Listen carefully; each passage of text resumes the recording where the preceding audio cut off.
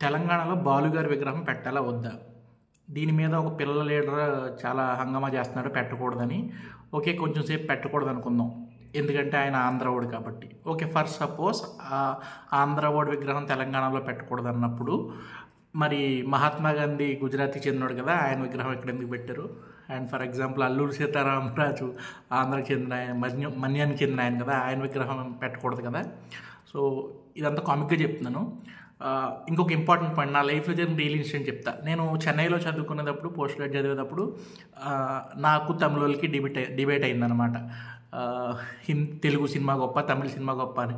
వాళ్ళు తమిళ సినిమా గొప్ప అది ఇది అని చర్చుకుంటుంటే జబ్బులో నేను అన్నాను, మాకు రాజమౌళి ఉన్నాడు అంటే, రాజమౌళిని ఒక్కడ తీసేస్తే మీకు ఎవరు లేడు అన్నాడు. ఓకే, అసలు ప్రపంచం గుర్తించే, అసలు ఇండియాలో ఏ స్టేట్కి వెళ్ళా గుర్తించే సింగర్ బాలు గారు మా స్టేట్కి సంబంధించిన అంటే వాళ్ళు నోరు మూసేశారు. బాలు మాకు సంబంధించిన కూడా, ఎందుకంటే మా పాటలు కూడా పాడాడు అని. అండ్ తమిళనాడులో ఆయన విగ్రహం కూడా పెట్టుకున్నారు. సో పక్క స్టేట్ వాళ్ళే అంత గౌరవిస్తుంటే మరి తెలంగాణలో విగ్రహం పెట్టకూడదు అనేది చాలా సిల్లీగా ఉంది పాయింట్.